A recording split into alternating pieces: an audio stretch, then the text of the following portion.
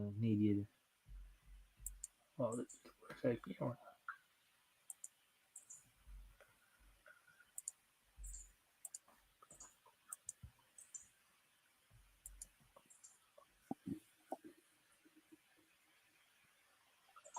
Hello, everybody. Hello. How are you?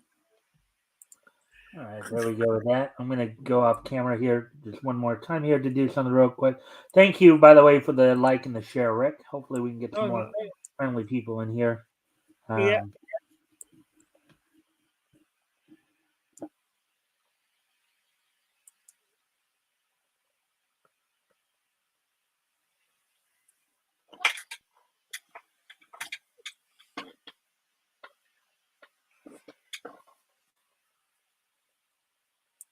Okay, so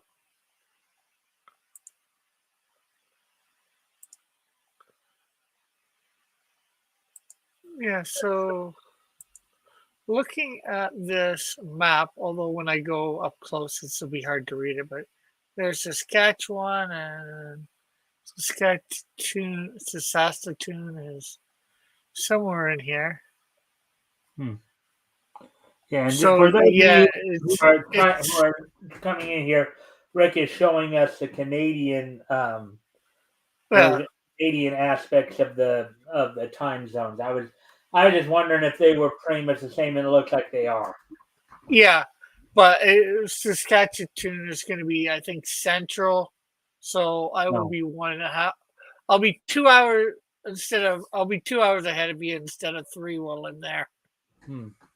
So, so that basically means instead of 9, for me it would be 8 there when you're live on For the Friday Saturday night. show, remember I start at 5, and so it would be more like if you're on Central Time zone, it'd be 7 o'clock as opposed to 8.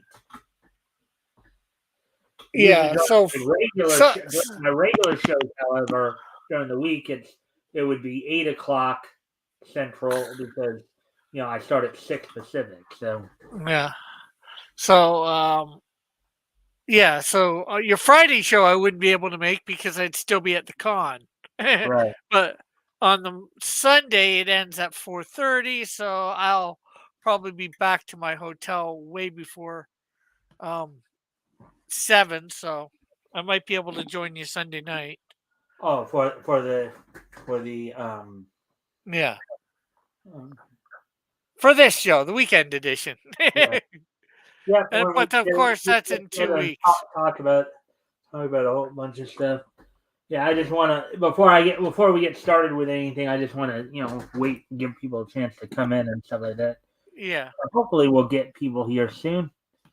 Anyways, Uh, let me just in case we don't have a lot of people show up or what have you, let me just at least see what else we can talk about. Actually, one of the reasons why I thought to give you guys a little more time to do it too was because one of the things I covered this last week was an article from Bounding into Comics, or not Bounding into Comics, but Bleeding Fool, where they were doing their indie comic showcase. And guess who one of the people I read about what I read from that article was? I wouldn't be able to guess at all. Was it Jupiter? Well, no, it was you. Yeah, I know. I'm being. There You're was a being, comic named Jupiter on that list too. yeah, oh yeah, I know. But So I was I figure. referring to you, of course. Like Yeah. in fact, came to find out another thing, a little after the fact, a little bit. Because Metal told me this. I guess he's the editor, but not under his usual name. Ah. I found out he was. I guess he was the one who was Malcolm Tershik. I guess. Yeah, I know about Malcolm. His name for Malcolm. Yeah. Oh, you mean for Snowdrift and the editor for those, yeah. Yeah. Um, Yeah, I'm just looking over some stuff for tonight. Just see. Yeah, I asked him which name he wanted on there, and that's the one he gave me.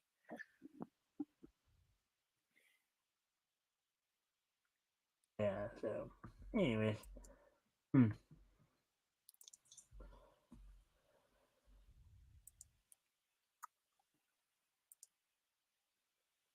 Just looking over some stuff that I went over this week. Hmm.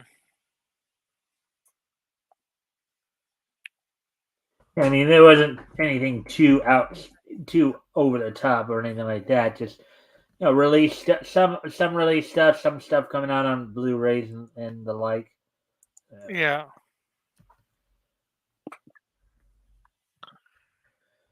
And I think I did cover a couple articles from from RJ's site as well. So let's see. So do you normally do the go over the indie spotlight No, this from is the Bleeding? first time I. This is the first time I did. When I saw it too, I saw that it was going to be a link. I think on that particular night, it was the only article I think I did because I knew it was going to be a pretty lengthy article. I was right. Um, it was a pretty lengthy article. Were you expecting my comic to be on there? No, I wasn't. I was just again. I was just. I mean, since obviously I had no expectations of anything because, of course, I'd never looked at the indie comic spotlight before. So Ah. um, anyway, I'm trying to think here. Oh, that's cool that it was a bit of a surprise for you. I have to figure out which night that was. Do you know which night that was that you did that? It was probably I think it might have been Wednesday or Thursday. I think because it might have been actually Thursday. Now that I You might have to go back and try and catch the spot where you first see me. well, actually, I think I could even do. Let's see. Yeah, it was probably Thursday because the article itself came out on Wednesday, but I pushed it back a day, so it was probably Thursday then that I actually Oh, covered it. So yeah, I think I talked a little bit about it, about trying to get Chris and Diane and that to put their books on there or their hmm stuff on there. so, Now, unfortunately, it doesn't seem to have gotten me any traction, but hmm. you never know. So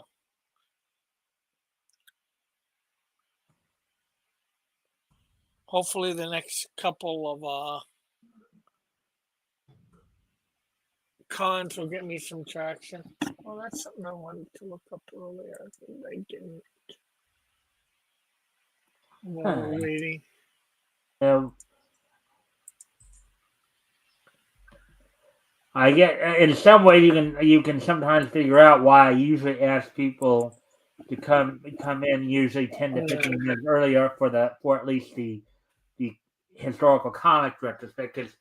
You know, it's like if you want them to come in 5 minutes early, you have to tell them 10 to 15. If you want them to come in 10 to 15, you have to tell them 20 because Yeah, it's like no matter what it seems like, people will not do it unless you exaggerate a little more. Um, you yeah, tell you tell people that a stream starts at like 5 o'clock, and then they'll find a way to not come in till like 5:10, 5:15. So it's like, uh, uh yeah. All right. So let's see. We're coming up on 10 minutes now here. Um. Hmm. So, anything you got planned for the upcoming week here, Rick? um, the upcoming week. Well, of course, my weekly show, Chill Time on Cross Comics Yeah. on On your Tuesday night YouTube, at 10. yeah, your chill stream on your YouTube Yeah, channel. yeah. And then do you Um, guys know if you guys are all meeting up for the draw stream this week or not? I hope so. I'm not 100% sure. Last week, Diana and Chris had to babysit their Yeah. grandson, so And that I know I just saw that ran something late. on her Facebook feed where she said that she just turned her last assignment in, and I guess she's graduating next week. So I was hoping though she would have been done with her graduation ceremony already, to where could try to get her and Chris in The fifth. for next, not this Friday but next Friday, but the 5th. But she said no, we're gonna be busy. So, but anyways, Mm. um, So let's who's see. on with you this week coming up? Tim. Uh, I got Tim on this week. So right now I got Tim on this week. Next Friday's still open. So I did actually talk to RJ earlier. He's got to check his schedule. So either it could be RJ or it could be Tim again, depending upon I can get yeah, let's see, but and then let's see, the 12th at the Metal, and then you are the 19th, I believe, and then Terry's the 26th. No, actually, no.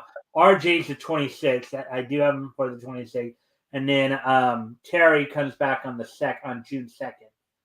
So I got uh, RJ coming up on May 26th and June 23rd. Possibly next Friday if I can get him, and then I think you're next on the 19th. So. yeah.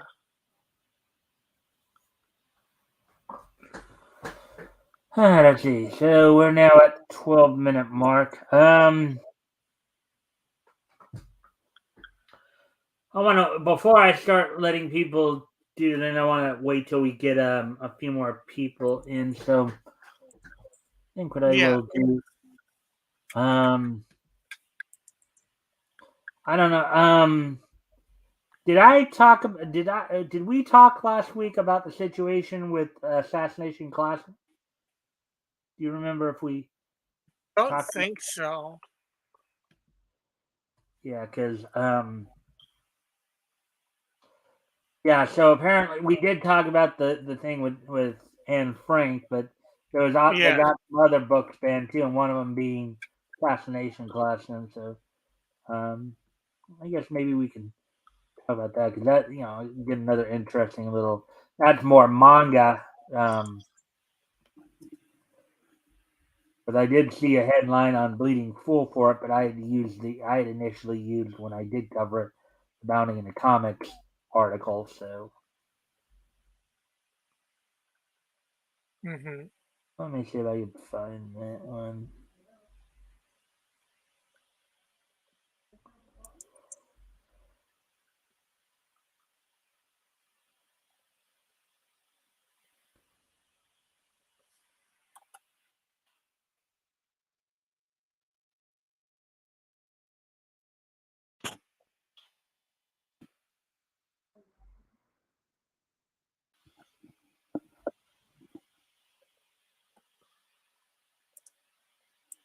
There we go. All right, so there we go with this one. I guess you and I can start talking about that, and then as Yeah. people come in, then we'll probably when Terry gets here, I'll let him talk about his experiences from Friday, and then you dropped in on Friday, didn't you? Yeah, I was there for a little bit. I had the stream open all the time, but I ended up getting tired, so I ended up going to sleep. Yeah, I know we went a little long because I wanted to get everything in that night, so that's why we went long. Yeah. Well, Um, I think I watched part of the Kazar and part of the second Namor yeah, story. I was in and out, but somewhere in the middle of the Namor story, I was just feeling really tired, so I Yeah. laid down and fell asleep. Yeah, well, the big thing that we were talking a lot throughout the show was a lot of the adjectives that they were using in a lot of the stories. They were using a lot of adjectives, in the narration and stuff. And that's something I keyed in on. But anyways, hold on just one more sec. You're gonna do something here real quick. I'll be.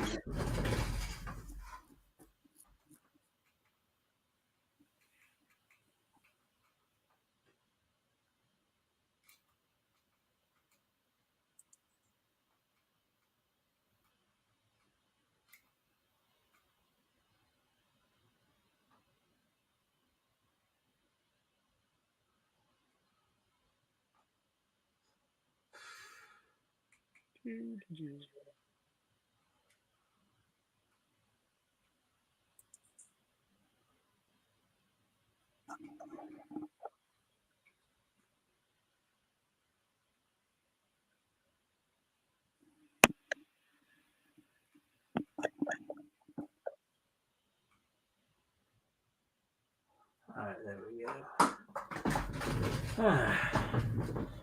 Alrighty then. Alrighty then. Now getting into mimicking me now, huh there, Rick? Not so much you.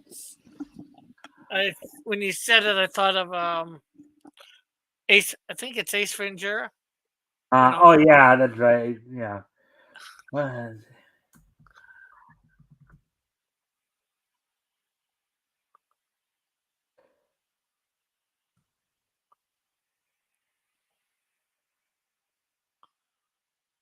So this is the other article. yeah, this is another article. I think it was the same group that also got this one, and from the school libraries. I mean, I don't know if you've ever, obviously, I don't think you've read the manga, but have you? I don't know. Have you ever watched the anime Assassination Classroom? No, I never even heard of it. It's a pretty popular one. Anyway, so here we go. Florida parents call for Assassination Classroom manga to be banned from school libraries due to its depictions of violence. So, just to kind of give you a quick synopsis, the manga is about basically at a particular school, you have your underachievers who are all put into one class, and they are now their teacher. See, that yellow octopus looking thing right there, that's their teacher. Okay? He's a What mutated, is this from a thing he's a off of what's mutated the name? human who is basically threatened to destroy the world um, in like a year's time. He blew up like half of the moon in there, or like 3/4 of the moon in their world. I was gonna But, say what is this? A shoot but off from My Hero Academia? yeah, huh? I was gonna say what's this? A, a shoot off of My Hero Academia? No, it's not a spin-off. It has nothing to do with My Hero Academia. I don't even think the manga is even made by the same Yeah. author or anything like that. No, this guy, I just joked because of the look of the teacher. yeah. Well, the thing is here is that he's a mutated human who was a teacher who loved to teach and all that. And so the class that he gets, that he teaches, of course, they also are asked by the government to train to ultimately kill him, which they eventually do. But they're learning. But the thing is that because he can't be killed by normal means. A certain solution like bullet. His body is just kind of like made of a weird kind of composition where but the theme of it is that kids are basically being trained to assassinate their teacher. Okay. All right. So, article about Nerdigan is published on April 13th. Anime censorship manga. All right. So, as the saying goes, quote, never let a tragedy go to waste, unquote. In searching for a target to blame for the recent shooting in Nashville, a group of angry moms have shifted their attention from the usual favorite of violent video games to Yusei Matsui's best-selling manga, Assassination Classroom. Now, as I understand, I think these are the same people who got the Anne Frank graphic novel banned as well. Yeah. Now, without going too much further, just basic thing. Obviously, I don't think this had anything to do with the shooters. Unfortunately, With the Nashville shootings, no, it yeah, didn't. yeah, It didn't. yeah. I mean, okay, Nah, assassination yeah, yeah. classroom. Uh, It, both sides. Well, maybe not both sides, but the stupid people. Instead of blaming the people that finding out the reason or blaming anything, they don't find out why the people did it. It's not the guns that are the problem. It's the people, and I doubt this manga. Hey, Metal. Had Hey, we in talking about Assassination Classroom? yeah, Yeah, we're going. I was still waiting for people to come. After we probably after we finish with this article and going over it and stuff like that. Um, I'm going to let you guys have a little bit more time to, well, if Terry gets in here, I'm going to have him, just give his commentary on what he felt about Friday. And then I'm going to let you guys go a little deeper into your projects. Like, not just simply just share. I mean, you guys can still share links, obviously, but, talk a little bit more about what projects you might be doing. I was going to do that tonight. Oh, okay. Because I got a bone to pick with Rick. Okay. I was gonna say. Does it have anything to do with that article I read the other day? I guess partially in the fact that I'm his editor, and that's why I have a bone to pick with him. Because me and Dillard went over looked at the book for the first time on stream. Oh no. Unless I was looking at one of them, and I think it didn't. I thought I did the changes, or I probably did, but I might not have saved them to the right. Yeah, because like the first page was like the first iteration of the first page. I'm like, none of the changes I told you were on here. All right. Well, we can get to that later. We can hash that out a little later. But again, I was gonna say again, just it's probably definitely not a really appropriate for kids to have, saying about assassinating their teacher, under any whatever reasons, but Well, let's see. I know Metal. I don't know if you have you either read the manga or watched the anime Assassination Classroom. I've read like the first volume of it. I never watched the anime, but I'm familiar enough with what's going on. Yeah. Well, this article is talking about how, it was the same group that got the graphic novel we talked about a couple weeks ago as well. It's the same group that got this one banned for its depictions of violence. So, and one of the things we were talking about was one of the things that Rick was even was pointing out there was that a lot of people are trying to blame the Nashville school shootings on assassination class, and that's one of the paragraphs that was in the article here. But the two are mutually what happened in Nashville had absolutely nothing to do with assassination classroom because circumstances are very different. Basically, in the assassination classroom, they're being trained to assassinate a teacher who is threatened to blow up the world and can't necessarily be killed or captured by normal means because of of his physical constitution now. Yeah.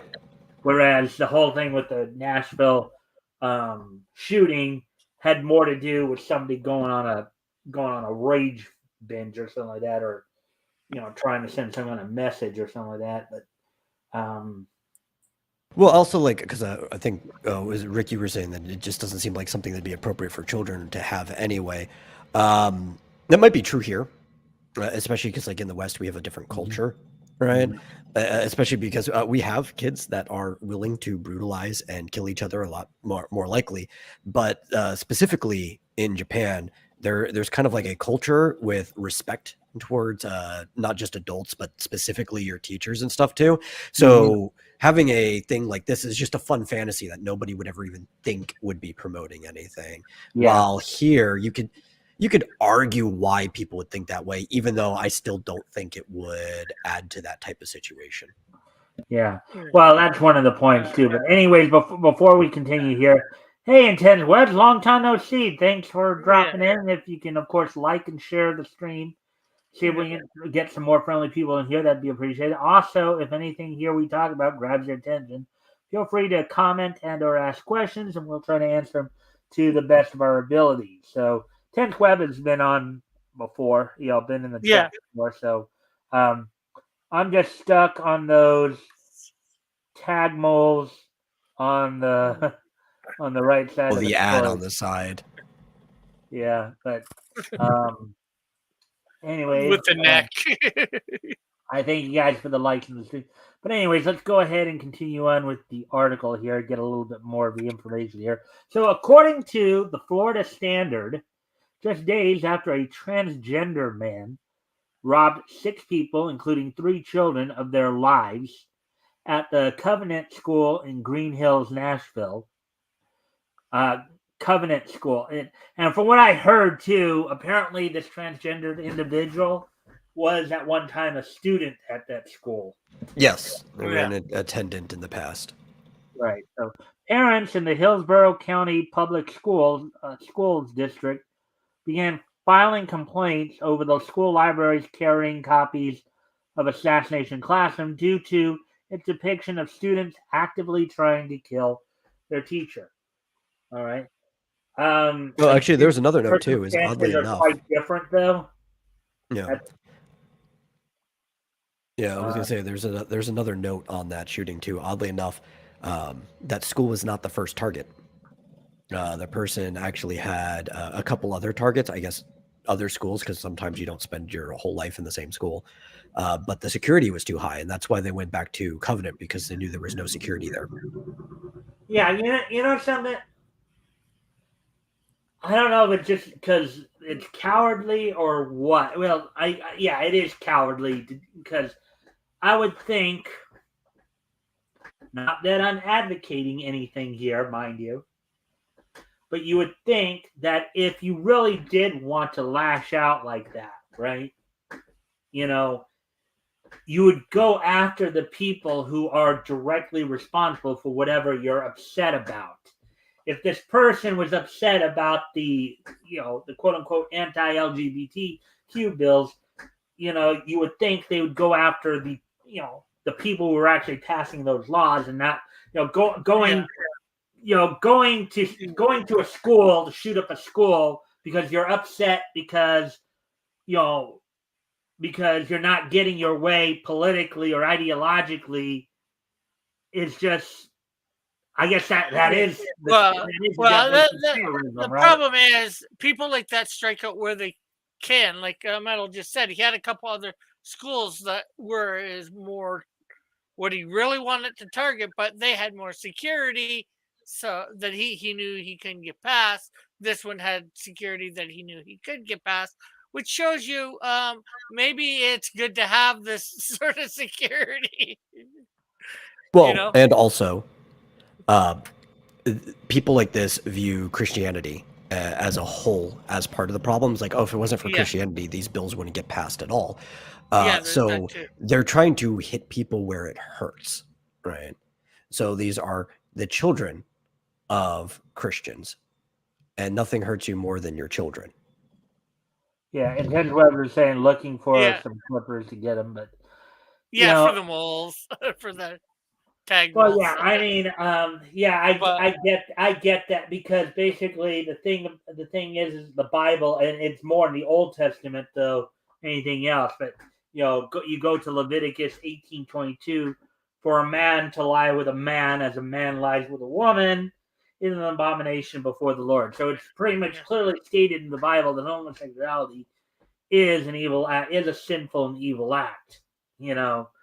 People may not like that descriptor, but that's what's in the and although it doesn't say it like that, there are texts in the New Testament as well. Not to do sexual abominations or whatever, sexual immorality. I think it more says, and that stuff like that would fall under that. Well, there's also the overlying subtext of the New Testament is like, hey, the Old Testament's still right. I'll just forgive you. That's pretty much the whole message there. Yeah. Yeah. In other words, just because you're being forgiven doesn't mean that gives you a carte blanche permission to go out and commit evil acts. It's like, it's not quite as simple as, just saying you're sorry. It's a little bit more than that. It's, trying. It's trying. Yeah. Yeah. Because it's even talking about like how this is the reason why we can eat pork now is because it's like I take the unclean and I make it clean. Right. Yeah. I don't even think God would care too much if somebody was living, presenting as the opposite sex, just as long as they were not hurting other people and trying would be the end of the day. But these people clearly aren't trying. Yeah. Intense what it says. Not only that, you have to stand before the Lord for final judgment. Yeah. And it's also,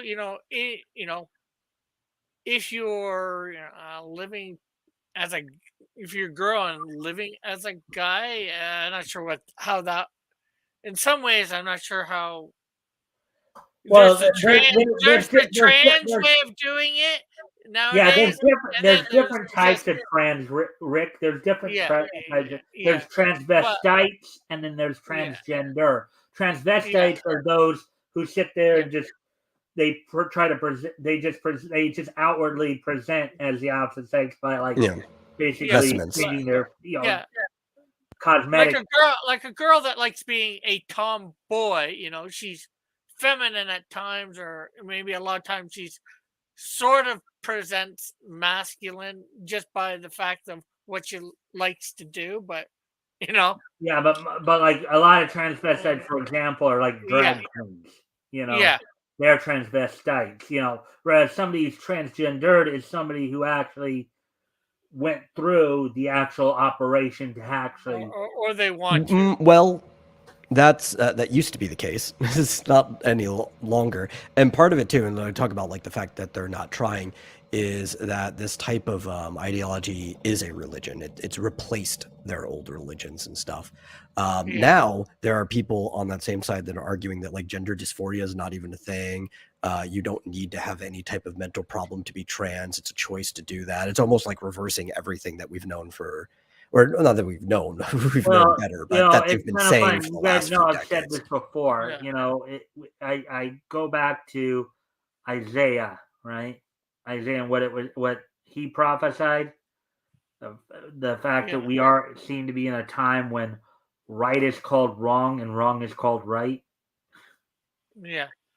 And then, it'd be like the days of Sodom and Gomorrah and the days of Noah, so apparently this stuff was something similar was probably going on in both those cities and that time before the flood, or just before the flood. Yeah. Anyways, let's get back to the article here and see what a lot of this. Serialized in Shueisha's weekly Shonen Jump, from July 2012 to March 2016, Assassination. That's a manga, by the way, just to clear that up. Assassination Classroom follows the misfit students of Class 3E who are tasked by the Japanese government to prevent the Earth from being destroyed. As part of their training, the class must assassinate their alien junior high homeroom teacher. But what it's revealed, though, in the series is that he's not an alien. He's actually a mutated human. Koro Sensei, before the end of the school year. To make matters even sweeter, whichever student gets the kill will receive a 10 billion yen reward. So I'm guessing that's a sign for yen. Yeah, I would too. Let's see. Intentionalism used to just have Unix in the Bible. Not sure of the spelling. Not sure of it. Said for I guess for Unix. Okay. Yeah, I don't think that's Yeah, quite how to that's spell it, eunuch. but it is It actually how to is it's spell it. spelled eunuch. Yeah. So, anyways, we of course can continue on here. So yeah, so I guess that's the issue right there, that they would actually, that. But again, the circumstances are different from the Nashville shooting. The government actually asking them to assassinate this teacher. This isn't just them on their own. That basically be like Joe Biden, President Biden, Vice President Harris, Chuck Schumer, Hakeem Jeffers, all asking, kids to go out and try to off Donald A Trump or teacher, something. which and they wouldn't. Well, you would hope they wouldn't do that. Oh, you got some nutcases on that side that probably are actively thinking that. So, um, anyways, so quote: "It's stating the obvious to say that the theme of this book series is disturbing in light of the prevalence of school violence." Concerned parent Julie Gebhardt told the Florida. Well, I think it also depends upon who. I think this is, whereas last week we talked, or when we talked about the situation with the Anne Frank graphic novel, we agreed that wasn't appropriate for any school age, whether it was high school or junior high. But this one, It's iffy. I might say it might be a little bit inappropriate in a school. Anybody of that age reading it, maybe getting it from a regular library or whatever, or from a comic shop, might be a well, bit different. yeah, I mean, well, okay, maybe for junior high level, but I think for like high school, I think Yeah. high schoolers could handle reading that without actually, Oh, I think anybody in these classrooms could handle reading it and not do anything. I just think it might be a little inappropriate to have it in an actual school. Oh man, you should have seen the inappropriate manga that was in my school library.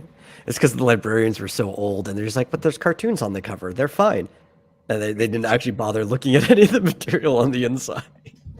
They just knew manga was popular. People liked reading, and it's like, Yeah. I think there's nipples in this one. Yeah. Anyways, quote: "While the books have fictitious characters, the settings are realistic." Unquote. She argued before questioning, quote, "Why do we have 70 copies of Assassination Classroom in middle schools?" Unquote. Well, I would have to argue that the setting is not realistic because there's not an alien or mutated human in in any classroom that I know of. That's what they want you to think. Plus, Yeah. here's another aspect too to think about. Now, I know you guys haven't actually watched the anime, or well, I haven't gotten that far in the manga. I don't know if I'll pick it back up. but the thing is that, so you have the main school building that's like all like super nice, super fresh.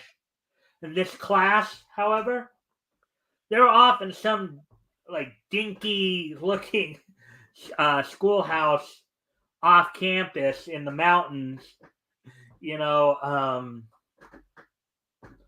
So what school do you know of? Now granted, we know that maybe like 150, 200 years ago, yeah, you did have the the sometimes you'd have like in Little House on Prairie, you'd have the school, The they'd one have room the school schoolhouse. as in the church building. You'd have those situations, or the little red schoolhouse that a lot of people know of, from growing up. But most schools today, particularly those in more urban and suburban areas, don't have like a main school building that's all nice and have a little dinky schoolhouse for all the troubled kids. Okay. Now some school districts will have they will designate a particular school for those who are either fall behind or are a bit more problematic, and they may designate a specific school for those kids. But I know here in Hamilton, I'm not sure whether we still have it. There was I'm not sure whether it was a middle school or a high school for more kids with behavioral problems, shall we say? Everything was this. Just most of the kids that had real behavioral problems were sent there. But besides that, that was the whole school too. Yeah. Now I don't know whether any other places have had something like that or not, or that's what I heard about the school. So how true it is, that's a different story. Yeah. Intense Web said they can read the trash when they get home. School is for the 3 R's and advancement in that. Well, okay, but on that, and in fact, that's one of the things that even Terry and I actually talked a little bit about on this past Friday's historical comic retrospect too. So I don't know. Now, Rick, you may not have heard about this movie because it was a long time ago. It was back in like early to mid 90s. Metal, you may have heard about this movie. There was a movie back in the early 90s called A Town Torn Apart. It starred Michael Tucker and Jill Eikenberry. I think it was based on a true story. So Michael Tucker played a principal by the name of Dennis Lipke, who had been hired by a school district to help a school. I think it might have been elementary or middle school, and there was a particular scene in there where some of the kids got separated from the rest of the school because they had fallen behind with their reading. Hey Terry, I know I sent you the link, so why don't you reading, writing, and arithmetic? Yeah. If you want the 3 R's, although only one of them starts with R. Yeah, well, technically, but anyways,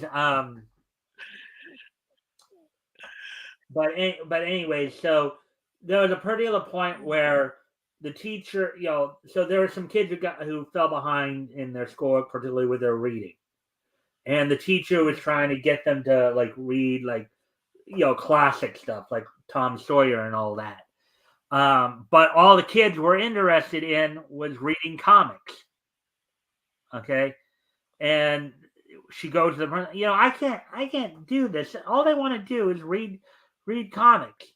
And the teacher who was put in charge of this class was Jill Eikenberry. Now, in real life, of course, Michael Tucker and Jill Eikenberry are husband and wife. But when she went to him and complained about that, he goes, "Well, then let them read comics. After all, they are reading, aren't they?" Yeah. And Terry and I were even talking a little bit about this on Friday's show, and maybe when he comes in and stuff like that, and he talked a little bit more about that. We were talking about because one of the points I was making of was a lot of the adjectives they were using in some of those older comics. Yeah. But but anyway, so that's why you'd have. There he is. Hey, Terry. Hey. Hey. Well, the thing you have to understand, the thing about comics is because there's so many, because it's more pictures than words. Most people don't consider it actual literature. Yeah. Yeah. Yeah, but anyway, so Terry, what we're gonna do is once I finish this article here, then we're gonna go to you, and I'm gonna have you talk about your experiences as my co-host from Friday. Yeah. And, give you a commentary on that. Then what I'm gonna do is I'm gonna give you guys a chance to really, in a little bit more detail, plug whatever projects you guys have going on. So that's the general plan. But anyways, but as for the person that why are 70 million copies or 70 copies of Assassination Class? Well, because it's something the kids will read. Yeah. Yeah. It's something the kids will read, so it is encouraging reading. Yeah. And And again, I'm not against manga or comics in the library, the school library. As I was saying earlier, I just think this one might be a little bit inappropriate for Yeah. the venue. But like I said, I have no problems with them reading it wherever else. right. But then again, if they take it from home, too, they could take it from home to read it there too. So it's like, Hey, Woody, reading, math, arithmetic. Yeah. Going off of what Rick said earlier, I guess is what it was. yeah. Anyway, Yeah. so let's get back to the article here. So, according to the Florida Standard, Yusei Matsui's Assassination Classroom is available in numerous quote middle and high schools unquote throughout the district. At the time of their article's writing, 45 volumes of the manga were being actively checked out of school libraries by students. Do you know why Assassination Classroom is in a school library? What? Think about it. Every major aspect of the story of this book takes place in the classroom. How the student interacts with the teacher, and vice versa. Mm-hmm. Yeah. It's like a standard of how a classroom should be. Yeah. Well, okay. Doesn't matter the subject. Terry, have you read Have you read Assassination Classroom or I watched have. it? I have. That's why I say it doesn't matter the subject being taught in the classroom, but how the classroom is set up, how the students and the teachers interact, and what's being taught. Yeah, but the reason that this one is the reason that parents were having an issue with this particular because they felt that because the kids were being trained to assassinate their teacher, that was somehow how apparently the reading of the manga of Assassination Classroom contributed to the shootings at the Covenant School in Nashville. That's the conclusion that the people. No, No, that's definitely a misnomer because it somebody is. a kid that's going to go down around shooting up, a classroom. This has nothing to do. Something like this would have nothing to do with it. No. Okay, Right. I don't know. I agree, and I agree with you, Rick. What I'm saying is, all I'm pointing out there is I'm pointing out their thought process. Yeah, I get that. I agree with that thought process. I'm just pointing out that's their thought process. Yeah, I get that. I guess I'm just saying, it's stupid for them to even think that because it's, before, I'm not sure what caused this kid exactly, but other kids have gotten teased and all that, and they've come into their wits end. They've gotten Most bullied. kids get teased for being interested in comics and manga Yeah. to begin with. That's why it's called niche. It's not always considered mainstream. Right. Granted, they're becoming more mainstream now. Modern generation manga is actually not very niche. No. American comics are more niche than manga is. It's actually kind of popular now. All right. Right. Well, Intense Webs has some commentary here. I tell you what, those little Christian tiny comics still sold. I think did just as much as anything to plant my faith in Jesus Christ and keep the fear of the Lord in my. Yeah, I do know that I know standard comics did that. Standard better neither standard. Did have there are Christian comics out there, and then Ken Webb saying howdy to you, Mighty Geek Studios. Yeah. So but again, and I'm one of those for the Christian comics. Okay, so Okay, so let's continue on with the article here. Interestingly, these parents were not alone in their efforts to get Assassination Classroom removed from school libraries. As a nonprofit group, Citizens Defending Freedom, kind of ironic, such a Yeah. group would be in Oh, favor. the irony of it all. Yeah, would actually be in favor of censorship. Announced on April 10th that they were likewise planning to campaign for the removal of Matsui's manga from middle school libraries due to its quote violent and sexually explicit content.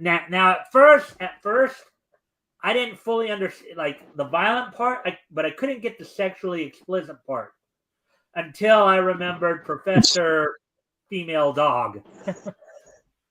Yeah, Then I realized, oh, that's probably what and they're that because in it, Terry, no, you even that's not even.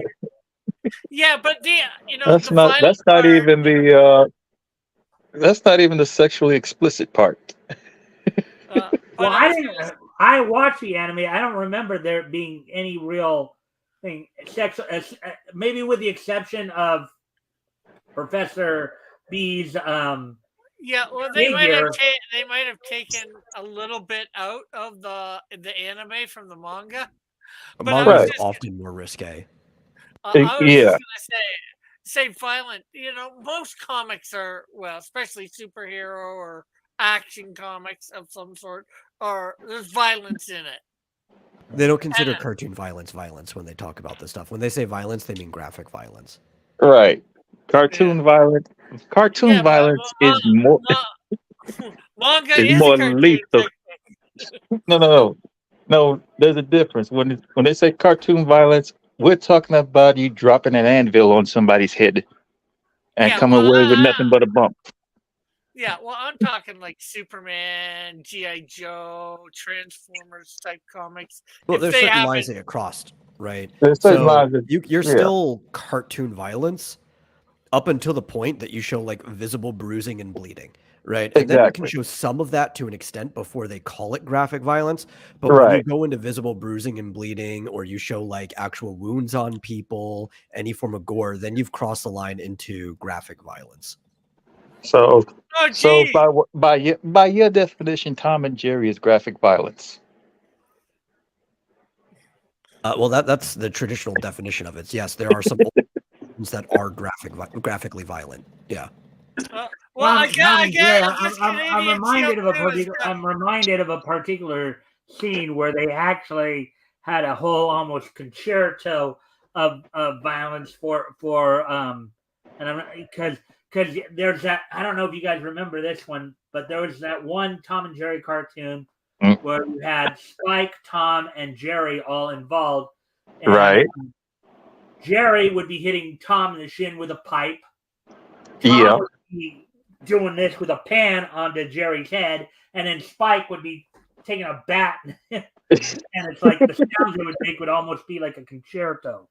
Well, Yeah, I know this. I know the scene you're talking about. it's specifically groups like these that made that distinction in the first place, right? True. Because if you go further back, cartoons were allowed to be graphically violent, but then we look more towards the 90s where like the helicopter parenting really kicks in. Yeah. And you look at cartoons in the 90s, right? You look at the Deke cartoons as they evolved out of the 80s into the 90s. You look at the Hanna-Barbera cartoons that are around that time, and there's a lot of violent things going on, but you don't ever see like any bruising or blood or anything like Right. that to any degree up until around the aughts where that starts to come back in. Yeah. Oh, I was it's gonna like the Wile E. Coyote. Or go should I ahead. say Bugs Bunny? Bugs Bunny punching a hole in Elmer Fudd's head that you can see right through, but there's no blood. That's okay. I was gonna say, I guess that makes Canadian Shield to graphic violence because I show some blood on Toxico for getting hit a few times from the Canadian Shield. You could skirt by a little bit, right? You can skirt, People will have some yeah. discretion, but Mhm. yeah. But if you go, let's say what you see in a vampire movie nowadays versus what you're allowed to draw in a comic book. Dude, the thing is, if you show too much blood or the actual bite, in a comic, then that'll be graphic. Yeah, it's kind of funny that you mentioned that, Terry, because that's what brought up that was some of that stuff that brought about the Comics Code Authority in the first place. That's why a lot of the horror comics. So there was one company that almost went out of business or went out of EC business. Comics did go out of business. Yeah, I remember reading a little bit about that. But anyways, we got a couple comments here. What are you saying? Some of those 1960s Tom and Jerry reached 1950s. Itchy and Scratchy level.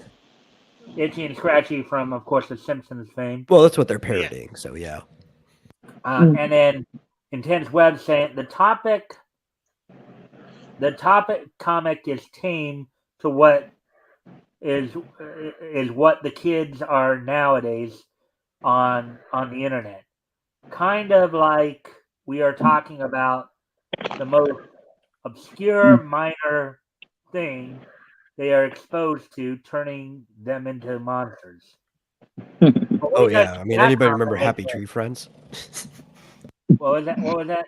I was talking about like this is tame compared to what people see on the internet. Anybody remember Happy Tree Friends? Oh yeah. Not offhand. I didn't watch it. Trust but me. I know, Trust me. That is more graphic than anything you'll see in Playboy or Penthouse. Rick, it's little cartoon animals that almost luring kids in. They look like soft and cute and plushy, but then it's actual like murderous violence, like things falling into wood chippers' blood and organs everywhere. Well, almost like those little adorable creatures on Galaxy Quest. And then then suddenly they turn into these monsters with sharp teeth. Well, think about some of the adult themed parody cartoons that Cartoon Network started coming out with there in the aughts and stuff like that, like Space Ghost Coast to Coast and Harvey Birdman. I know that in Harvey Birdman, I love Harvey Birdman. Avenger takes up, grabs a hold of Scrappy, and he's, I guess, from what I understand, throughout a number of the episodes, he's still carrying around Scrappy's corpse with him. So, anyway, let's get back to the article so we can move along to some other stuff here.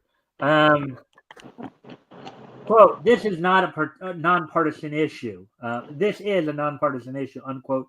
Citizen Defending Freedom's National Communications Director, Tristan Huber, told Fox 13 Tampa Bay. Quote, we should all be able to agree that violence toward teachers and explicit sexual content is not something that schools should be glorifying or promoting, especially on taxpayer dollars.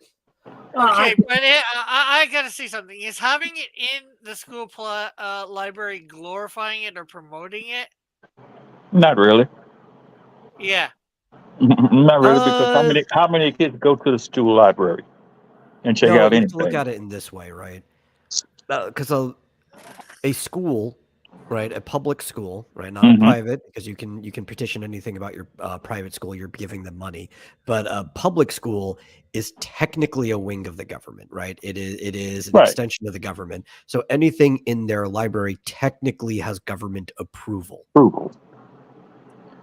Exactly. Yeah, but just because it's approved, it's not necessarily promoted. Like, there's no difference when it comes to the government. There is. And besides, these people I'm not sure whether nowadays, especially in States or Canada, once upon a time there would have been a Bible in these schools library. They wouldn't have been promoting it. It's just there. Any book. Well, why do you think they took the Bibles out of the school? Because technically, as far as the state is concerned, there is no difference. Approval is promotion. Yeah, maybe to them, but to me, I wouldn't say that approval is promotion, especially for something like that. But you're also a private citizen, right? There's a difference when you are the public wing of the state. Yeah, but even arguing, just because you buy something and put it in the library does not approving of it.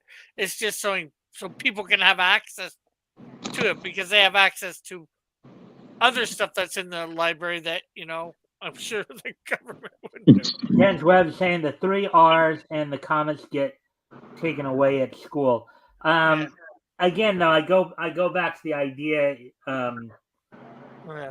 Having comics in general in school is not necessarily a bad idea. If you're using the I don't comics think it's a bad to idea. promote reading. Yeah. Okay. So just so we understand that. Granted, maybe some comics that maybe aren't appropriate for certain age levels. Right. But I was going to say, okay, I might concede to your point a little bit, although I don't really agree with it about the promoting. But it definitely doesn't mean that they're glorifying it. But you also have to understand one other thing. I think I can kind of get what Rick is saying, but yeah, I mean they approve it, but they're because promoting, they're definitely not promoting, because if they were promoting it, the teachers would be saying, hey, go read this go read this comic, go read this manga. Teachers aren't doing that. They're just making it available. That they're approving that the books are there, but they're not necessarily promoting here's it. Now, the issue.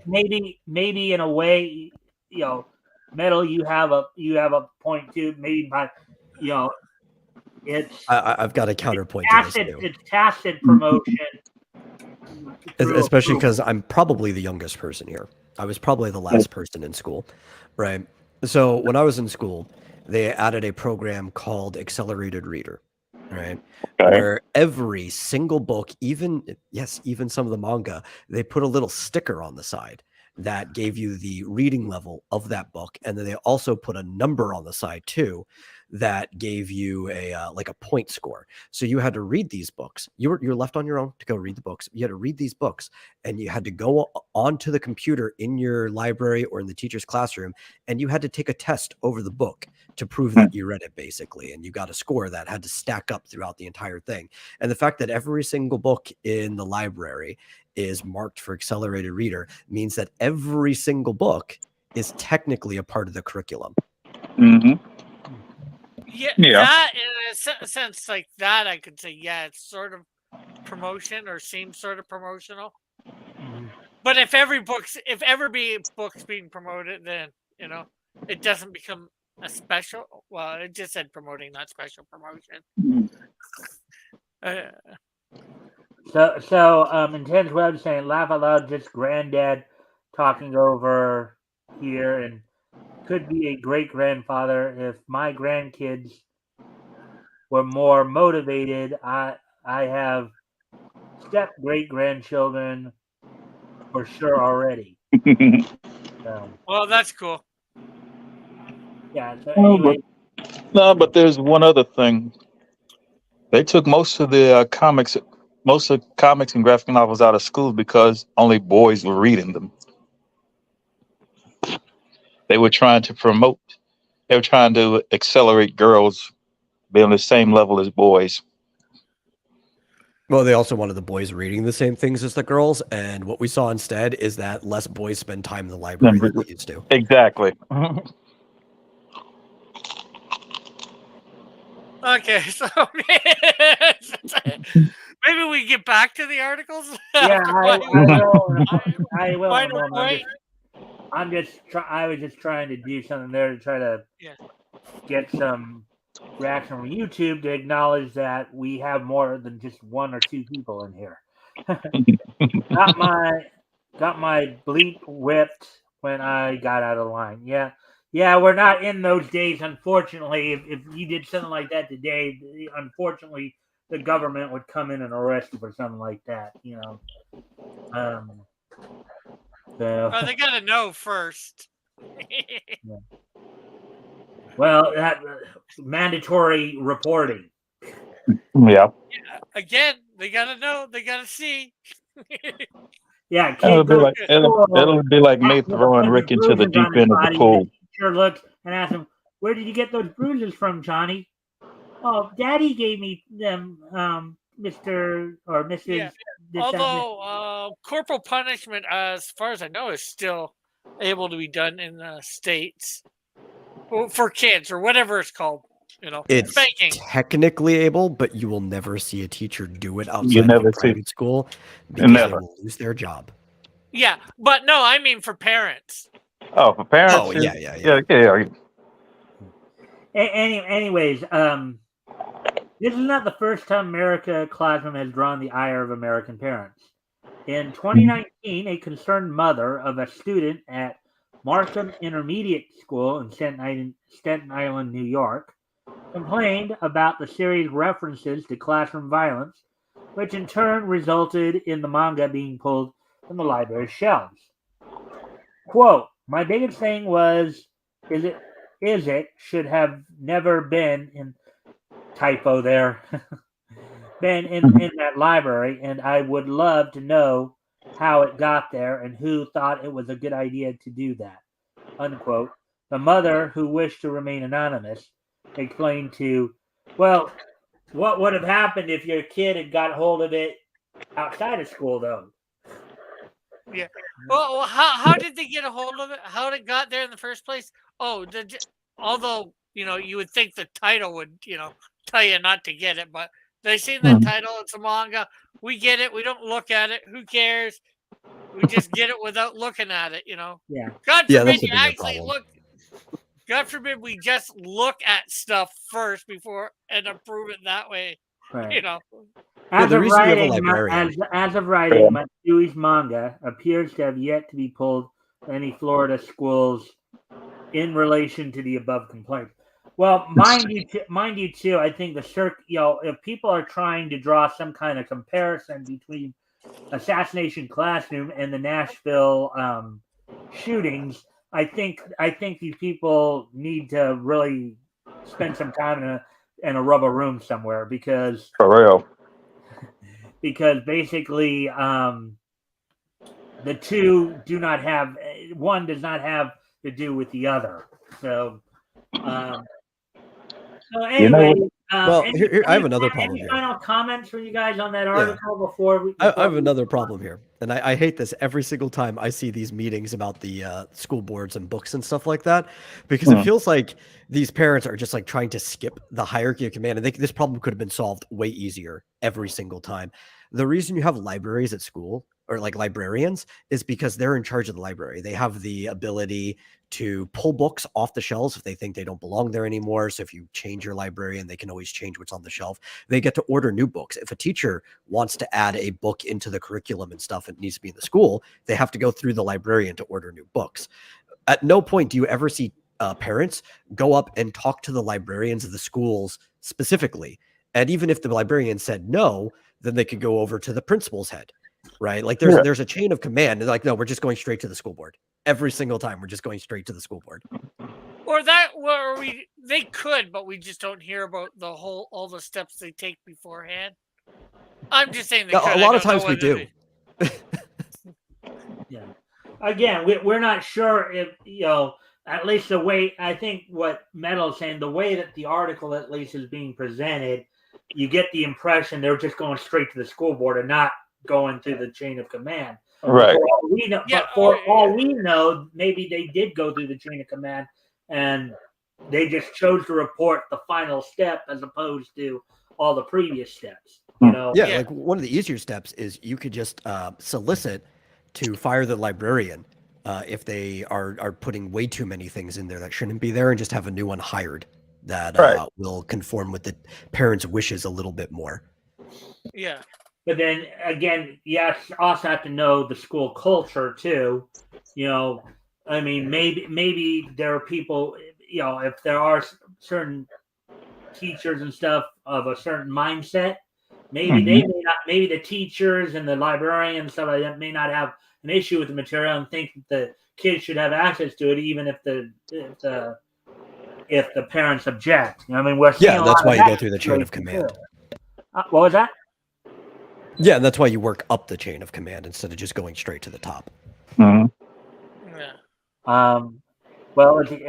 Intense Webs is claiming he's from Houston, so here in Houston, they have a near free video section outside the library doors based on the honor system, like 3 for $1 video DVDs. I told them they had dirty movies on the shelf, and they cared not. One iota. One iota. Now, is that for the regular library or school library? Intense. It sounds like a public library. I would Yeah. assume, because I don't usually school libraries don't sell books or anything. All right. Well, I don't think he's saying sell. I think he's more like saying rent. It does say maybe renting. It says near free, so I'm assuming they're actually selling them. Mm-hmm. Houston Public yeah. Library, yeah. All right. So There's a chain of command for that too, but that's completely different than the school system. Yeah, it is. Yeah, a public library, again, you're dealing with a much broader clientele. Yeah. You know, school libraries, it's just school age kids, but with a public library, you're basically dealing with everything from kids through adults. So that's a totally different thing. Intense, something that you could do, especially if it's not rented and you're buying them, you could always buy them and just throw them away. Yeah, Intense Web said any child can get dirty movies. Which, well, that is true, but that's been true for a long That's been true. That's been true since what? The dawn of video. Movies were available. Yeah, that's been true since the dawn of dirty movies. Right. Houston School District was just taken over by the state for failure. I heard about that, yeah. I heard about that. All right. So with that, we're going to move on to the next thing we're going to, of course, talk about here. So Terry, I want you. Why don't you share with everybody like your experience, what we did on Friday when we were covering, Marvel comics and what some of share your impressions and on some of the stuff we were reading, what we were talking about as we were reading. Oh man, that was funny, especially all the adjectives that describe everything. Mm-hmm. I'll be back in a sec. I'm gonna grab a drink. Okay. But the adjectives they used especially in Khazar, those things were just so funny. Mm-hmm. And then, yeah, the other funny thing was, in both of those stories, if you read them very carefully, it sounds like an assignment. They read like an assignment from an English teacher, where the English teacher will tell you this: to find all the adjectives and define them according to context. Mm-hmm. Yeah, and as I mentioned earlier too. Well, first off, let's just hit on because all right. So Intense Webs here says it's still not okay that most people just blow it off and don't care. Well, I mean, there's usually not much you can do about it anyways. I mean, no, there is the thing about freedom of choice. That's okay, Intense Web. You're in that's me. It wasn't part of the conversation since we moved on. But DFW schools and stuff are not much better than Houston these days. So, anyways, but as I mentioned earlier, I was talking about a movie from back in the 90s called A Town Torn Apart.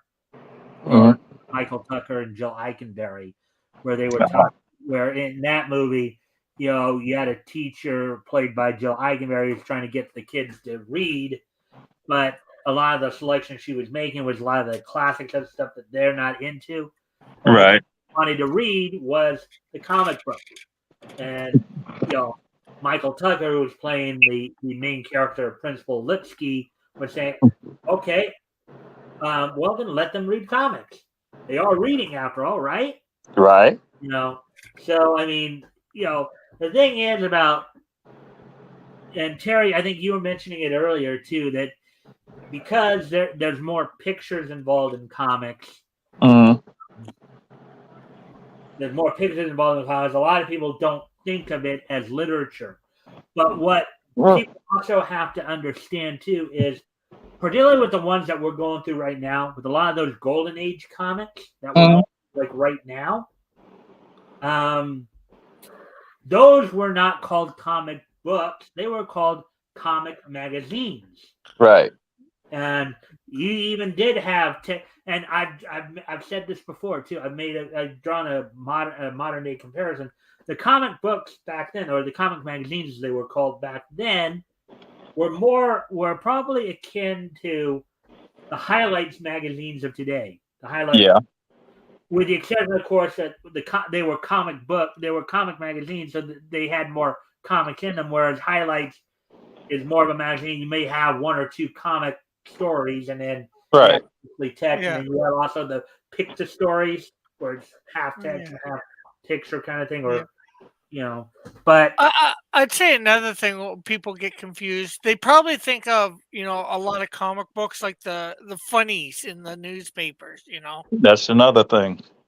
Where you have to it's remember too. That's how comic books got started, though. And Yeah. yeah, I do, and that. that's probably a reason why a lot of people, especially more older people, would think that way. But as you got Superman stuff or whatever stories like that, The superhero era, starting with Superman and all that, but yeah, you did have some heroes, even some mystery men, as they would call them back then. Mhm. yeah, Superman and a bunch of superheroes did make it into the newspaper funny. So another reason for people, to think of regular comic books like that. Obviously, over time, it's changed not to be anywhere close to anything like you would find in the newspaper or early find in the newspaper. Well, you have to remember too. Superman was also in the newspapers for, Yeah, that's what I was saying. Yeah. But here's another interesting little tidbit too, and this goes back to something Rick said when he and I did Marvel before, because I know, and we even talked about a little bit about it on this past Friday show, how Namor is a villain here. Even his own creator called him a villain at the end of the story. You remember that, Terry? Yeah. Yeah. Namor was considered a villain by his creator, but also, thing is, you really can't call Namor a villain because I consider Namor to be more of a statesman. He's speaking on behalf of his country, and he's also pointing out what's wrong with society. But he's also a little bit ill-informed too of what's really going on. That's true, because before he came to the surface, he had no idea what the surface dwellers were like. Mm-hmm. Yeah, he just assumed, and he does a lot of things. He does a lot of things, making assumptions. With maybe he's a statesman, but in the story we read Friday, though, he said something about a particular girl that he almost ended up drowning. Drowning, right? But something he sensed about it that he just had to have her. Now, granted, right? He got upset. No indication that he was gonna take her like in the biblical sense, but right.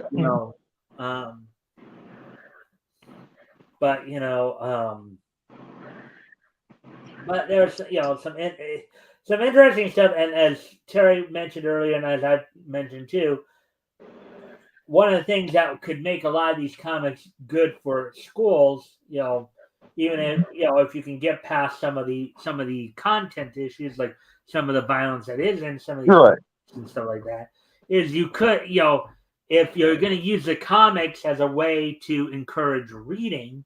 Yeah. These comics, I know my mom did for me.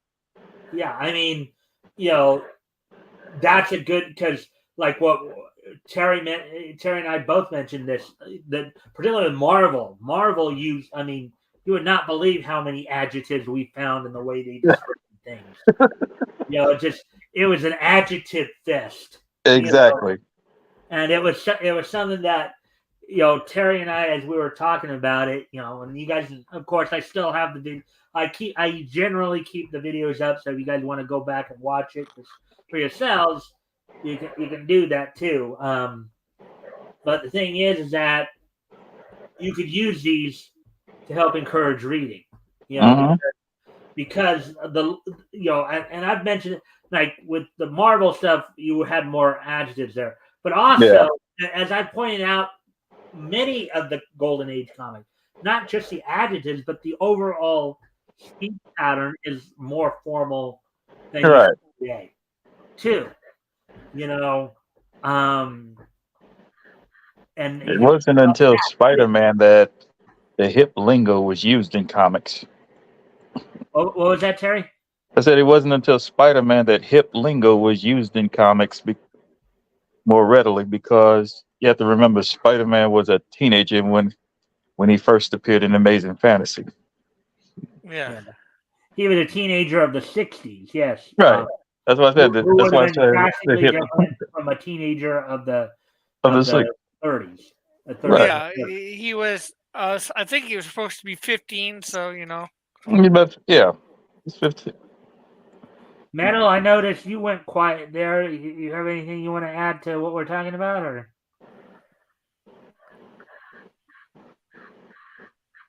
I think Metal is shocked that comics can be used as a teaching tool. yeah, and I don't think he is. He might have walked away from the. Yeah, that's what I'm thinking too, because he may have had to step away, but yeah, but Right. that's one of the things I like about doing the historical comic is just getting, comparing, because in a way you do get a reflection of the times in those comics too. You kind of get a sense of what people were thinking, what people believed around that time, whether or not you agree with it. That's another thing altogether. But Yeah. Well, if you think about Namor, he is more of a patriot to Atlantis than he is anything else. yeah. Well, and Yeah. as I said back when Rick was first calling him a villain, I was making the general point. Well, one person's villain could be another person's hero. Yeah. One person's rebel could be another's revolutionary. Like Yeah. Or as I've heard, I agree. or as I've heard in many '80s action movies, one man's terrorist is another man's freedom fighter. Let's see. I'm still here, and I was listening. I just had one headphone speaker off because I was talking to my brother. Okay. Yeah.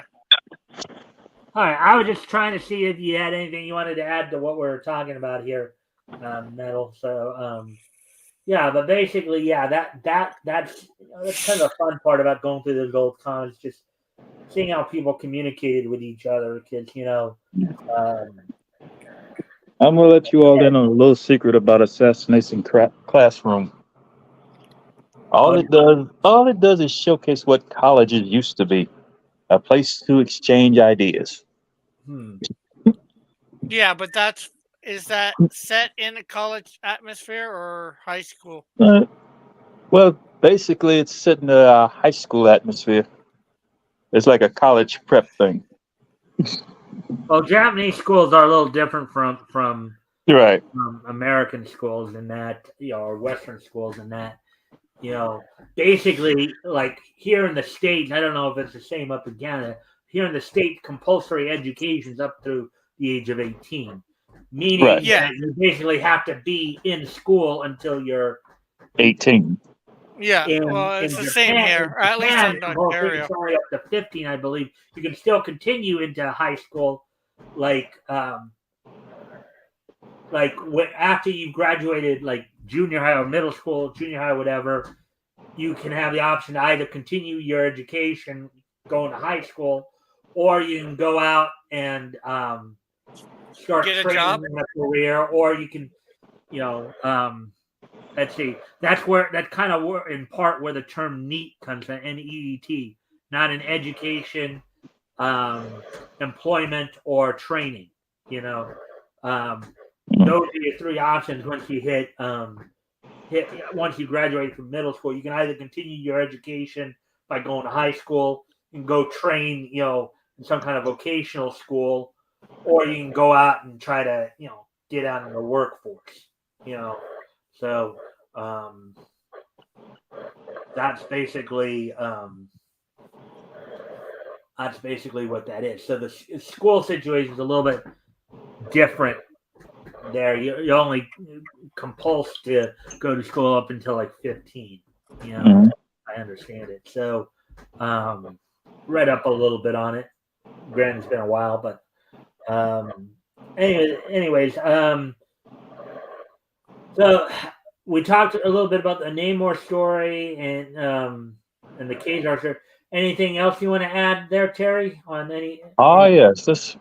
Let's go into the fiery mask and how that character just developed. Yeah. Actually, before we do that, that does kind of remind me of something I brought up during the thing too. Because early in the Kazar story, right? Hmm. It was you remember. I'm sure you remember this, Terry. It was Yeah. revealed that David Rand, the one who would eventually become Kazar, Right. already talked to animals. He had almost like a Like a natural mutant ability to do talk to so. animals. And one of the things I pointed out in that is that maybe that's one of the early hints of the development of the X gene or the mutancy aspect that would come later in Marvel comics. Where Yeah. somebody maybe because of an X gene would develop a particular ability or power or something like that. Right. And Well, that was one of the things. And when you were talking about fiery mass and how that reminded me of that situation. yeah. Well, The thing about Kazar was instead of going through puberty when this gene activated itself, he was about 3 years old when it took effect. mhm. So it's like, wow, Yeah. 3-year-old Yeah. mutant. Well, even in the X-Men or whatever, the mutants in the Marvel universe, some of them have their mutant, well, maybe not ability, but their mutantness, of done from birth. Yeah. Nightcrawler is an example of that. Nightcrawler Yeah, and Mystique are examples of that. Yeah. yeah. Well, I'm not sure. Did Mystique was she born Oh, blue? she was. Yes, she was. The thing is, her parents tried so hard to get her to hide it so that it became Yeah, frustrating for her. So she just yeah, rebelled against everyone. Yeah. yeah. I just wasn't sure with her, or but then again, the blue is the natural color for her that as far as Right. I know. So I So guess. Terry, Oh well, I guess I wasn't sure whether it kicked in at you're born normal, and then when their shape shifting kicked in at well, when she was a even in the teenager. DC, when it comes to development of powers, they vary too. Because you look at Superman, Right. uh, some version, like the Golden Age Superman, his powers developed over time as he got older. Right. Whereas in the Silver Age, I think even in the modern age, his powers were pretty much innate almost from the time he got to Earth. Yeah. Yeah, So you see those images of the toddler Yeah. lifting up the tractor over his head. Good. Yeah, right. And the thing is, during the Golden Age, Superman couldn't fly. yeah. That was Yeah, another ability that that's came how over over time. time. Yeah, in his Yeah, very early It stories, was they easier said to that he animate. was able to which is kind of interesting because that's another aspect about the fiery mask that we were talking about too. Hmm. Whereas they claimed that he could leap like an eighth of a mile, much like Right. the Golden Age Superman. In fact, I'd made the comment that I'd made the kind of the drew the I made the mention. I'm surprised that they didn't go after the fiery mask character for that, as as DC was pretty protective of the Superman property. We all know about DC versus Fawcett. Right. yeah, yeah. But this fiery mask guy, did he just appear once, or was he appearing constantly? He and Monaco were the only 2 features from Daring Mystery Comics #1 to be continued. All the other stories are like one and done. Yeah. Yeah, but So how many issues did he continue? The Fiery Mask guy. Well, like Fiery Mask, was he a hero or villain or what? he was a hero. He was a hero. Oh, The okay. thing is, his powers were almost fire based. That's why they didn't go after him for that. Yeah. Yeah. Oh yeah. Well, I mean, yeah, he had the powers he developed included super strength and Mhm. and that, but he also had the ability through his mask, to basically he could like conjure up walls of fire, like what they call Right. the heat force field. Yeah. Um. So that so, but anyways, Terry, I know you had said you wanted to get into how he developed. So you want to explain to everybody how that happened? Well, as far as Kazar or Fiery Mask. Fiery Mask, Oh, since you're the right Fiery back Mask. here. His development, in my opinion, was al- was almost instantaneous. But the way it was drawn, you could see it slowly coming to fruition over 6 or 7 panels. It's like they wanted to fast track it, but they wanted to make sure you can keep up and just notice every little thing. That's that's what I was going at with Fiery Mask, because it's like through each panel you can see one or more of his powers developing.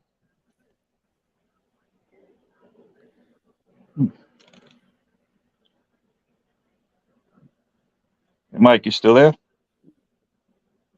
He's muted. Uh-oh. Yeah. Who knows why? Yeah, probably got to take care of something. Probably talking Oh. to somebody. Just like No, Beto was. yeah. No, but as I was saying about Fiery Mask's development, it happened over a series over like 5 or 6 panels. Yeah. Each panel showing like his mask of fire was in one, and the heat radiating off of his skin is in another. Stuff like that. Yeah. So, but it's, in my opinion, it's the best way to show development of powers in such a short story. Yeah. How many pages was it? Ooh, if I remember correctly, it was like it's not even 10 pages. Oh wow. That's why I say it was interesting. Yeah, you have to figure out how to do things quick when you Mhm. don't have a lot of When you don't have a pages. lot, you don't have a lot of real estate to tell this story like they would do a Superman story. Let's put it that way. No, that's why I always encourage newer artists and people who are trying to get into comics to do shorts, anything that's like 10 or less pages, I, especially 4. 4 pages yeah, is a hard one to work with. a hard one to work. A comic strip is a hard one to work with, and Oh, yeah. you're only doing 8 panels at max. Yeah. But the thing about that is, if you are creative enough and have the imagination to do it, you can pull it off. Oh, well, I'm always talking to people like trying to get into comics, right? A bunch of newer Mm. people, and they're like, "Oh man, I got this big story I want to tell. I got these characters and stuff." I'm like, "Do a short with them first. Do a short. You don't even know if you If want to do the full story yet." if you can do a 4 page story with those characters and make it make sense, you got something. I was gonna say, you don't have you can do a 4 page ash can and just and be off and running with it. Yeah. So I was hearing stuff about newspapers. You guys want to catch me up on what I missed here?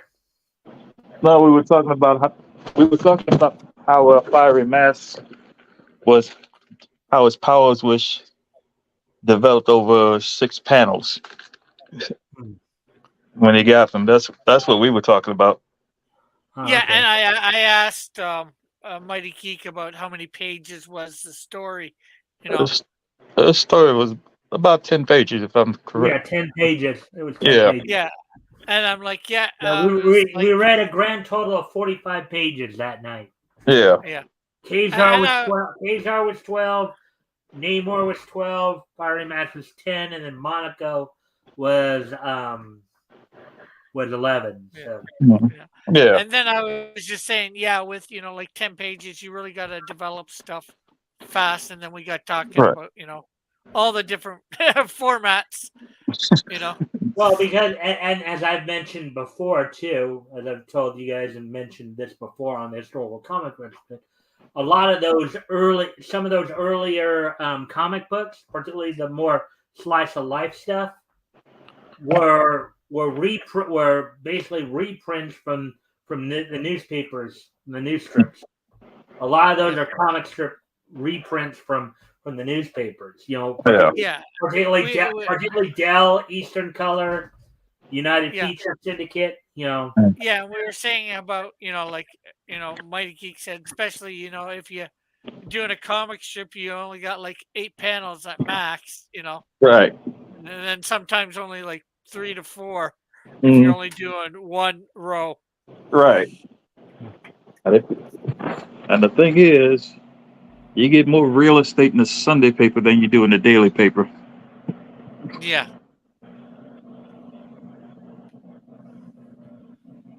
So, anyways, because basically Firing Mask, he was exposed to a ray. Right. Him his powers. Did you was it cosmic rays? No, it was. Or gamma rays? No. No, it was like a ray gun. It was almost like a ray gun that had this hypnotic light to it. That's what it was. Yeah. Oh, that sounds like well, Firing Mask, his real name was Jack Castle, Dr. Jack Castle. Yes, right. He was brought in by the police to investigate the disappearances of a number of people, particularly of homeless people, right? Who it was eventually revealed were being kidnapped to be turned into living corpses, basically. Right. Yeah. Well, not that part, but the Ray part of getting his power sounds a little bit like a TV show from here in Canada that was Canadian made called My Secret Identity. Oh, I know the one. I know what you're talking about, Rick. I've seen it. I think it was Jerry O'Connell who actually started that, I believe. Yeah. Yeah. And he later went to Slide. Yeah, he later went on to star in Sliders, of course. Right. Well, Jerry O'Connell, I know, also has lent his voice a few times, in particularly to a lot of the DC stuff, as Captain Marvel too. He did. I like Jerry O'Connell's Billy Batson. Yeah. So did you give your impressions of Monaco yet, Terry? Not yet, but Monaco reminds me of Mandrake the Magician. Yeah. Monaco was pretty much, you saw, like many magicians, whether Mandrake, Zatara, basically had, it was an archetype they used for the magicians with the black top hat and the suit and all that. So they use the classic stage magician as the archetype for this character. Right. And the funny thing is, between Mandrake, Zatara, and Monaco, the way they pulled off their illusions or their magic tricks was interesting, because Monaco wouldn't use a magic wand. Zatara would sometimes. Mandrake would just wave his hand. Mm-hmm. Well, if you remember too, Zatara had to speak his spells backwards. Mm-hmm. And Rick, I think you were with me the last time I read the Zatara story, where you would actually you'd read it. I'd read the backwards the And best then you could, and just so people would know what it was. I read it the right way. Mhm. I was able to figure it out fairly quickly, and I was just saying that guy had to practice a lot his words Yeah, backwards too. Yeah, because too. to know how to figure out to say something, that easily, that quickly, backwards. Mike's reading it and it's right in front of him, and he has trouble. Trouble, right?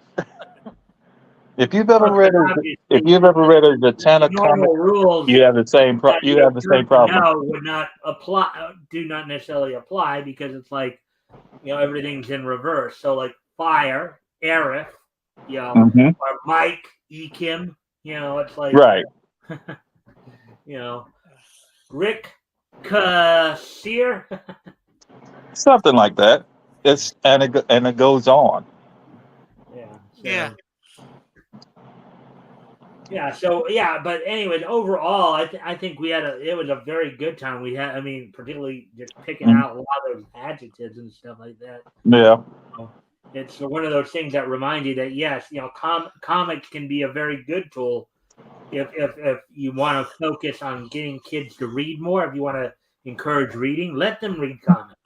Let them read comic books. Mhm. Well, Be just mindful of the make sure. content. Still, as with any form of media, be mindful of the content. If you feel that it is inappropriate for your kid, certainly don't let them read it. Until you feel they're old enough and or mature enough to handle reading it. But Yeah. don't just blatantly say no. You're not reading comics because that's not really reading. Which that thought process is just stupid. You got to get the kids or people interested into reading. If they're not Right. Kind of interested, funny, I was thinking if about they're that as I was thinking about that over the weekend here too. I, if I, you I also I also was reminded of something because as I referenced that movie earlier where they did where they noticed the kids just wanted to read the comics and therefore the principal was encouraged. Well, let them read the comics then. Um, yeah, one thing because I if was they're not, thinking about is if you guys had seen in some of those earlier issues too, there were a number of classic pieces of literature that were made into um, yeah, either classic pieces of literature or even certain biographies of certain famous people that were made into comic adaptations. The Three Musketeers, Robin Hood, Hiawatha, Marco Mhm. yeah, Polo. All these were made into comic adaptations, whether they were a real person like Marco Polo or whether they were some form of, some other form of literary prose Robin Hood. Mhm. I think I got to make some lighting adjustments here, so I'm going to go off camera here for a quick moment. I'll be right back. All right. so, Getting, but getting back to the Christian comics, their most adapted character from the Bible is Samson. yeah, I You can know, believe that because he's the most super heroic. not only that, but if you given his family background and his daily life, it's like he's someone you can relate to, even though he has superpowers. Yeah, Well, they've not. Yeah, they've made. Yeah, Samson as a biblical character. In comics. In fact, it's kind of funny as I was looking ahead. I don't know if it will be here as we're covering October of 1939 or if it'll be November. I think it probably is one of the newer characters will probably be coming on. In fact, I think it is because I think Fox did it when they, in the first issue of Fantastic Comics, introduced Mhm. everybody to Samson in the comic book edit. And I also remember growing up from, when some of the Hanna-Barbera cartoons that were made in the 60s were in syndication. When I was growing up in the 80s, one of the cartoons that they was Samson and Goliath, Young, where you'd have young Samson and Goliath. Yeah, you remember that the young, cartoon, Gary? yeah, young Samson. That's what it was called. I Yeah. don't remember that myself. But Well, it was a Hanna Barbera cartoon. yeah, Um, well, the only I thing is, know. I don't think it was was on like Fantastic World of Hanna-Barbera as much. Yeah, I think it was Hanna-Barbera that did it. They might have also done, They do. I forget what it was called, the series, like Stories That Live or whatever, and they had like 3 kids going through the biblical history Oh, through the portal they found in ancient Egypt or whatever. oh yeah, I know the one you're talking about. Yeah, Yeah, I forget what the series was called, I but Well, forgot. I it's forgot not the name. I Superbook. forgot the title It's of that not series too. Superbook But then, because I was thinking you were talking about Superbook, but Superbook is mm, actually they in essence turned the Bible into like a magical book that if you opened it, you could be taken back to biblical times. But yeah, mm, not like more like being put into a temple. Um, but anyways, let's see what. Wow, we're almost. Hanna Barbera even ripped off 1,001 Arabian Nights. They came up with several cartoons from that. Well, there's Shazam. You know, Yes, that's the two one. kids would put the rings together and they'd have a name. Right. You know, we've had such a good conversation here, guys, covering that article and also talking about what we did on Mm, Friday. It's already an yeah. hour 45. We're already at the hour Okay. 45. Okay. So I guess maybe we can try next. Well, because I didn't want to go too far beyond 2 hours, obviously, but Okay. so maybe we could try next week. If we can't find anything else to talk about, to give you guys a promotional chance. Maybe okay. RJ will join us, and we can let him talk about his project too. But I enjoyed the conversation we had. Did you guys Yeah, enjoy the conversation? yeah, Yeah, it was good. Very and, much and, so. and that series was the greatest adventures stories from the Bible. Yeah, I think I Okay. did hear about that before. Yeah. Yeah, I remember watching that. yeah. And then I think I don't know if it was the 90s or early 2000s. There was another cartoon like that that was on PBS, Adventures from the Book of Virtues. That was another I one. remember that one too. They had a bison that was I like remember telling that all the one too. stories. Yeah. So, anyways, guys, I think we had a good conversation. I think it's a good time to start winding down. I thank you guys for being here. So what we're gonna do now, of course, we're gonna start winding down. So, what we're going to do here is today. Well, this weekend, of course, yesterday was April 22nd. Today is April 23rd. So we're gonna take a look back at this weekend in each history. And of course, we're going to go back to yesterday first, as going back 10 years yesterday, 10 years from yesterday. The WWE held its Monday Night Raw event from the O2 Arena in London, England. And on that show, of course, the main event for that show saw AJ Lee defeat Oksana, Layla, Naomi, and Tamina Snuka in a Divas title #1 contender battle royal. Division battle royal. Some of the other matches included Fandango, who goes by the name Dirty Dingo now in Impact Wrestling, defeating William Regal, who just recently returned to the WWE. The Shield, Dean Ambrose, aka All Elite's John Moxley, Seth Rollins, and Roman Reigns, defeating Kane, Daniel Bryan, aka Bryan Danielson in AEW, and Undertaker. Big E, defeating Zack Ryder. Tensai, aka Albert, defeating Cody Rhodes. Let's see, Dolph Ziggler defeating Chris Jericho. And in a match in which Jericho had won this match, the World Heavyweight Championship match at Extreme Rules would have been a fatal 4-way. So that's pretty much what happened there 10 years ago yesterday. When he's like, Neat history? Yeah! Sanuka. Haven't heard that name for a while. Well, Tamina is, I believe, the daughter of the late Jimmy Snuka. Yeah. Snuka, yeah. I think I think Jimmy Snuka had died, I think, about a year or so ago. But Tamina is his daughter, I believe. So,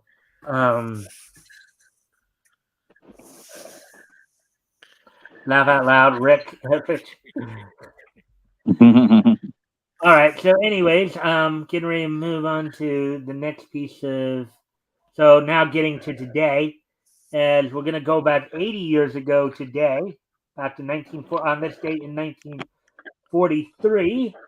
That's a long time ago, Sonny. Yes, it is, Sonny. So, Can you say that again? say that again. It's a long time ago, Sonny. That's a long time ago, Sonny boy.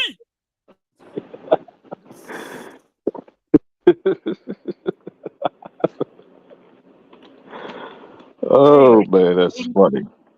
yeah, 80 years ago today, the Walt Disney cartoon Fall Out, Fall In, starring Donald Duck, premiered in theaters on this date. The film's title incorporates two military commands: fall in, meaning to create an organized formation of soldiers, and fall out to dissolve that. Basically, this is a wartime propaganda cartoon of the time. So they were calling it.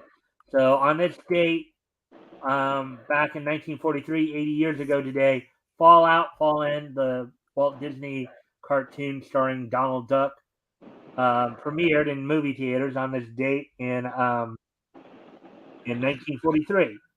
And the other piece of niche history from today,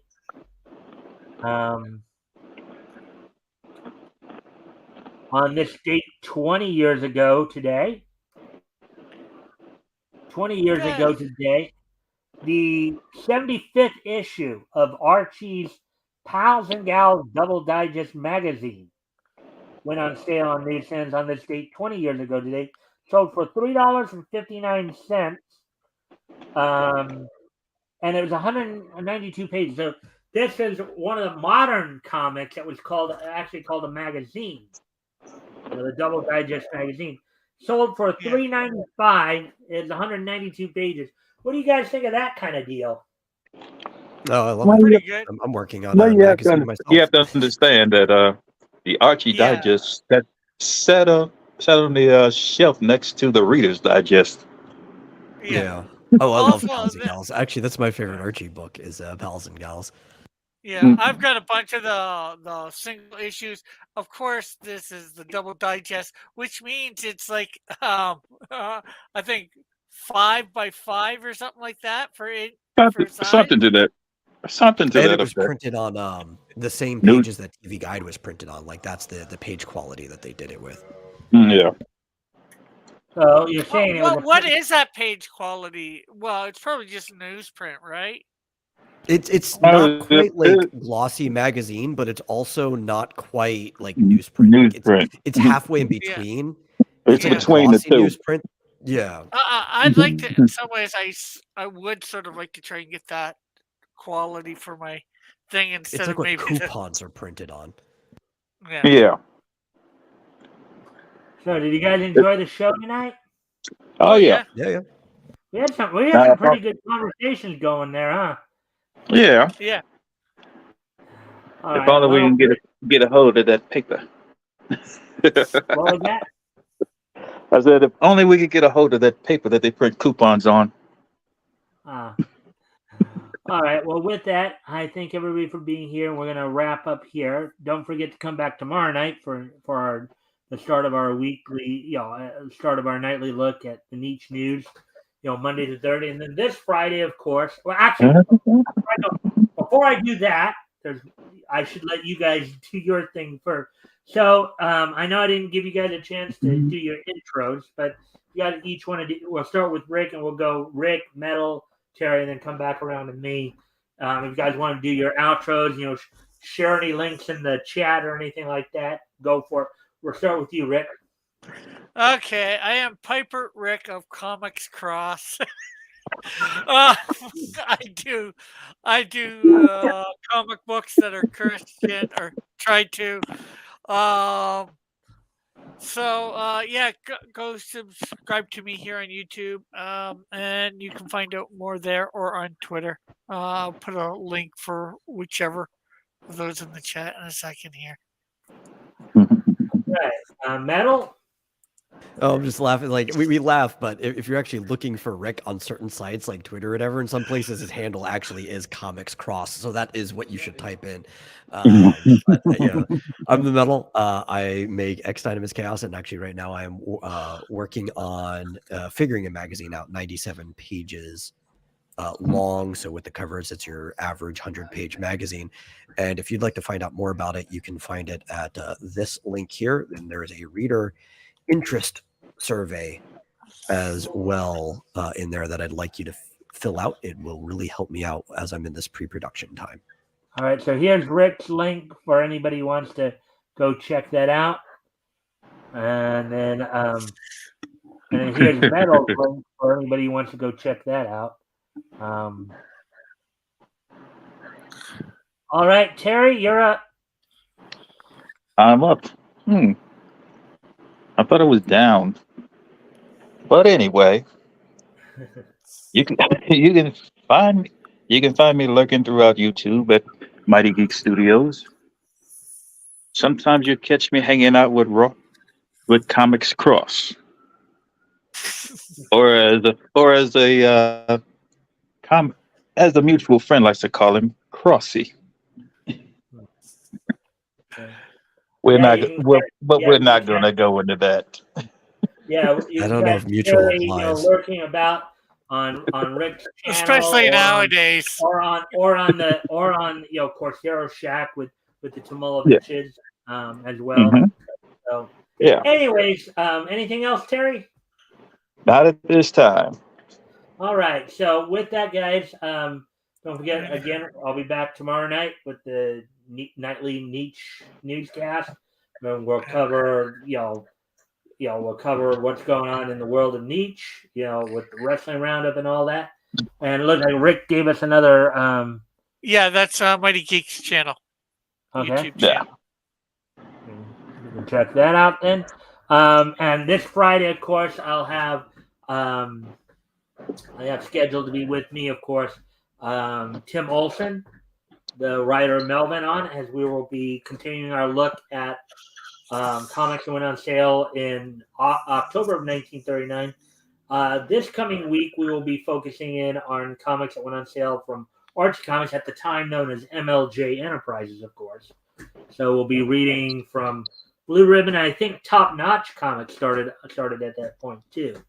So we'll be maybe even introducing you guys to another new character. I think the Wizard. There's a character called the Wizard. And he wears all white, unfortunately. But would that be the same wizard? Would that be the same wizard from Fawcett Comics? I don't think so. But check out the show on Friday, and you can determine that. Find out. So, anyways, I thank y'all for being here tonight, and I hope to see everybody back here tomorrow. All right. Because it's only a day away.